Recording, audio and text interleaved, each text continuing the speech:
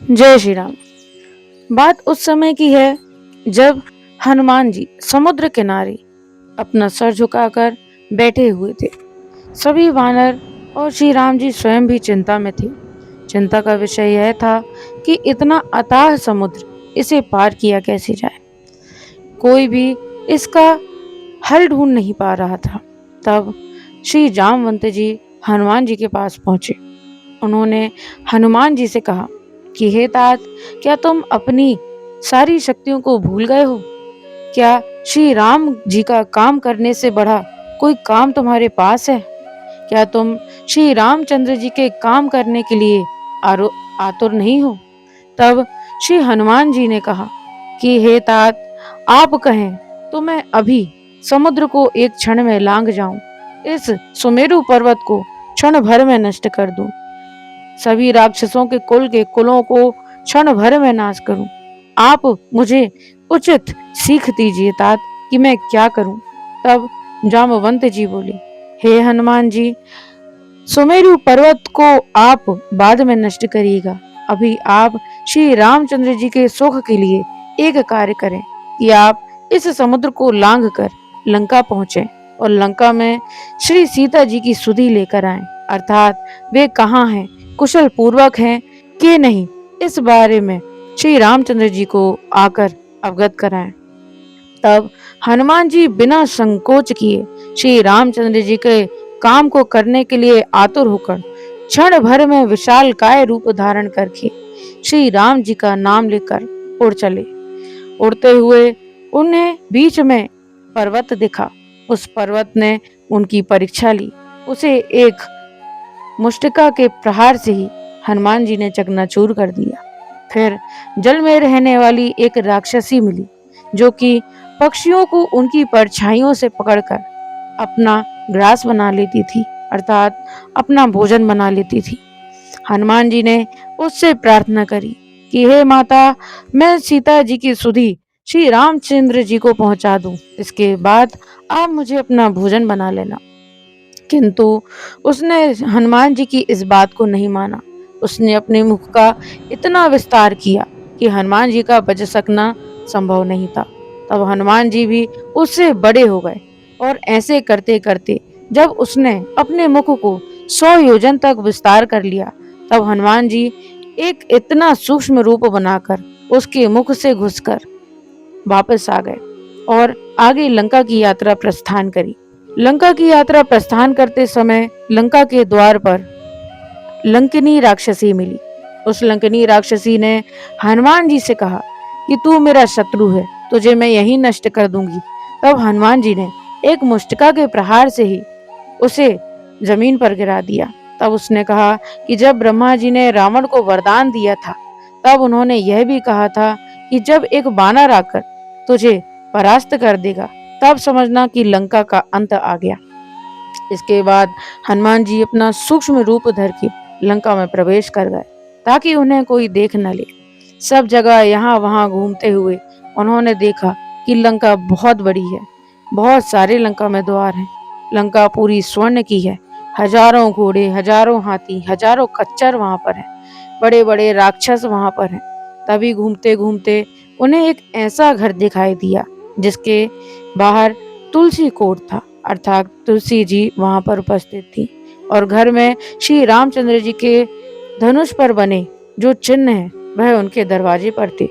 हनुमान जी समझ गए, हो न हो यह किसी वैष्णव भक्त का घर है। तब हनुमान जी एक ब्राह्मण का रूप धरकर जय श्री राम का उद्घोष करते हुए वहां पर पहुंचे। जैसे ही विभीषण जी ने श्री रामचंद्र जी के नारे सुने, वे तुरंत ही बाहर आए और प्रणाम कर उन ब्राह्मण से अर्थात हनुमान जी से उनका परिचय पूछा। तब हनुमान जी ने कहा कि हे विभीषण जी, आप श्री रामचंद्र जी के परम भक्त हैं। श्री राम जी की आप पर कृपा है, कृपया मुझे सीता जी का पता बतलाइए। तब विभीषण जी ने हनुमान जी को प्रणाम करते हुए सीता जी की सुधि बताई। उन्होंने कहा, अशोक वाटिका में रावण ने सीता जी को रखा है। आप वहां जाकर सीता जी की सुधि लेकर श्री रामचंद्र जी को सुख प्रदान करें। इतना सुनते ही हनुमान जी क्षण भर में वहां पहुंच गए। उन्होंने देखा रावण अपनी रानी मंदोदरी और अन्य राक्षसियों के साथ आकर सीता जी को डरा रहा है, धमका रहा है, उन्हें प्रलोभन दे रहा है कि वे उनके साथ चली जाएं। किंतु सीता जी एक तिनके की आड़ लेकर रावण से यह कहती हुई क्रोधवश वचन कह रही हैं कि हे रावण, तेरा अंत जरूर आएगा। श्री राम जी मुझे लेने अवश्य ही आएंगे। इतना सुनते ही रावण क्रोध के मारे अपनी तलवार निकाल लेता है। सीता जी कहती हैं कि तनिक भी संकोच न करो, तुरंत इस तलवार से मेरा सिर धड़ से अलग कर दो, क्योंकि मैं राम जी के विरह में जीवित नहीं रह सकती। रावण अंदर ही अंदर मिसमिसाते हुए वहां से चला जाता है और अन्य राक्षसियों को भेजता है। जब अन्य राक्षसियां सीता माता के पास उन्हें दुख देने पहुंचती हैं, तब वहां की एक राक्षसी त्रिजटा, जो कि उन राक्षसियों की मुखिया थी, वह सबको अपना स्वप्न सुनाती है कि मैंने स्वप्न में देखा है कि श्री रामचंद्र जी रावण का संहार करने आएंगे। उनके पहले एक वानर आएगा जो पूरी लंका जला देगा। उस वानर के आते ही सब कुछ भस्म हो जाएगा। तो तुम लोग यदि श्री रामचंद्र जी के चरणों में अपना स्थान चाहती हो तो अभी सीता को सताना बंद करो। इसके बाद त्रिजटा जी सीता माता के पास पहुंचती हैं। सीता माता त्रिजटा माता से दीन वचन बोलती हैं कि आप एक चिता बनाइए और उस पर मुझे बैठाकर आग लगा दीजिए। मुझे श्री राम जी के विरह में अब यह जीवन सुखमय प्रतीत नहीं होता, यह अत्यंत कष्टदायी है। तभी हनुमान जी ये सभी वृत्तांत सुनते रहते हैं और उस अशोक के पेड़ के ऊपर बैठे बैठे इस वृत्तांत को सुनते हुए श्री रामचंद्र जी की निशानी अर्थात मुद्रिका माता सीता की झोली में गिरा देते हैं। माता सीता उस मुद्रिका को देखकर अचंभे में रह जाती हैं, जिस पर राम नाम अंकित था। उनके मन में होता है कि क्या ये कोई माया जाल है, किंतु ऐसी मुद्रिका बनाना किसी माया के हाथ में संभव नहीं है। तब हनुमान जी स्वयं माता सीता के सामने प्रस्तुत होते हैं और माता सीता को प्रणाम करते हुए कहते हैं कि मैं श्री राम जी का ही दूत हूँ, उनका ही सेवक हूँ। माता, उन्होंने आपके लिए यह चिन्हारी भेजी है और उन्होंने कहा है कि आप धैर्य रखें, वे आपको लेने जल्द से जल्द आएंगे। तब माता सीता हनुमान जी को देखकर सुख की अनुभूति करती है। तब हनुमान जी सीता माता से कहते हैं कि माता, आप भी मुझे अपनी कोई चिन्हारी दीजिए ताकि मैं श्री रामचंद्र जी को आपका कुशल वृत्तांत बता सकूं। तब माता सीता अपनी चूड़ामणि उतार कर हनुमान जी को प्रदान करती है। चूड़ामणि प्राप्त करने के बाद हनुमान जी माता सीता से कहते हैं, माता, मुझे बहुत भूख लगी है, क्या मैं इस वाटिका में लगे सुंदर सुंदर फलों को ग्रहण कर सकता हूँ? सीता माता कहती हैं, पुत्र, तुम अवश्य ही इन्हें ग्रहण कर लो, किंतु यहाँ भयानक राक्षस हैं, उनसे संभल कर। तब हनुमान जी मुस्कुराते हुए कहते हैं, माता, जो आज्ञा, और कहते हुए ही अशोक वाटिका में पहुंच जाते हैं। फल खाने के बहाने पूरी अशोक वाटिका को तहस नहस कर देते हैं। हनुमान जी के द्वारा इस प्रकार तहस नहस करने के कारण कई राक्षस उन्हें रोकने आ जाते हैं। राक्षसों के रोकने पर हनुमान जी कहाँ रुकने वाले थे, सभी राक्षसों का संहार करना चालू कर देते हैं। फिर रावण के द्वारा अक्षय कुमार को भेजा जाता है। अक्षय कुमार जैसे ही आते हैं तो एक मुष्टिका के प्रहार से हनुमान जी उन्हें ध्वस्त कर देते हैं। अक्षय कुमार मारे जाने के बाद रावण मेघनाद को भेजता है। मेघनाद आते ही ब्रह्म अस्त्र यानी ब्रह्मास्त्र का प्रयोग करते हैं। हनुमान जी मन में विचार करते हैं कि अगर इस ब्रह्मास्त्र का मैंने पालन नहीं किया, यानी कि इस ब्रह्मास्त्र को मैंने अगर नष्ट किया तो संसार में ब्रह्मास्त्र का अपमान होगा। इसलिए वह बंधे हुए रावण के दरबार पर पहुंच जाते हैं। रावण के दरबार में रावण उन्हें मृत्यु दंड देना चाहता है, किंतु विभीषण जानते थे कि ये श्री रामचंद्र जी के दूत हैं। तो विभीषण ने अपने भाई रावण को सलाह देते हैं। वे कहते हैं कि किसी दूत को मारना किसी भी राजा के लिए अच्छा नहीं माना जाता, इसलिए राजन, आप कुछ ऐसा करें जिससे से दंड भी मिल जाए और आपके ऊपर दूत की मृत्यु का दोष न लगे। तब रावण कहता है कि बानर को उसकी पूंछ सबसे अधिक प्यारी रहती है, इसकी पूंछ पर आग लगा दो।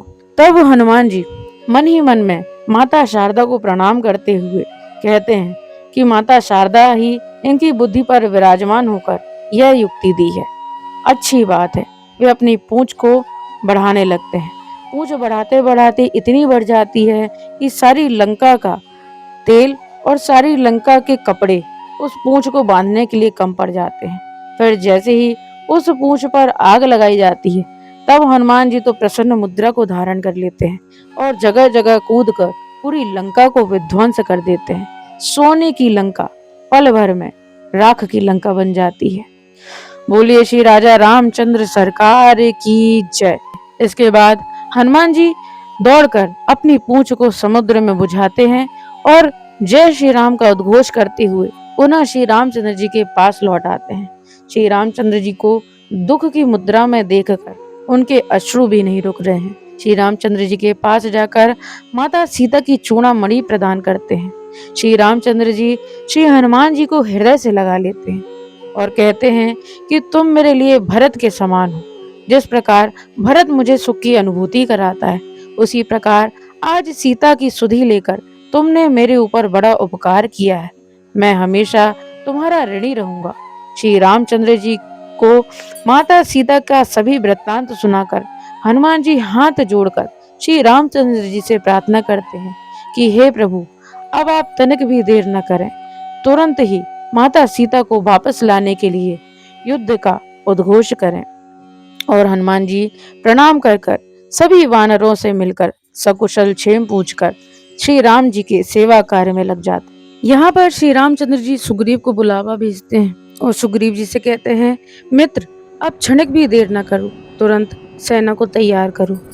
तब सुग्रीव जी श्री रामचंद्र जी से कहते हैं, हे प्रभु, आपके लिए समस्त वानर सेना प्रस्तुत है, किंतु इस अथाह समुद्र को कैसे पार किया जाए।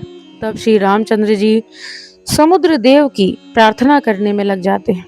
प्रार्थना करते करते 3 दिवस बीत जाते हैं, किंतु हर प्रकार से समुद्र देव से प्रार्थना करने के बाद भी जब समुद्र देव के द्वारा उन्हें रास्ता नहीं दिया जाता, तब श्री रामचंद्र जी क्रोधित होकर अपने बाण को तान देते हैं कि हे घमंडी समुद्र, मैं विनम्र होकर 3 दिवस से तुम्हारी प्रार्थना कर रहा हूँ, तुमसे आग्रह कर रहा हूँ कि मुझे रास्ता दो, किंतु तुम्हें मेरी कहा समझ नहीं आता।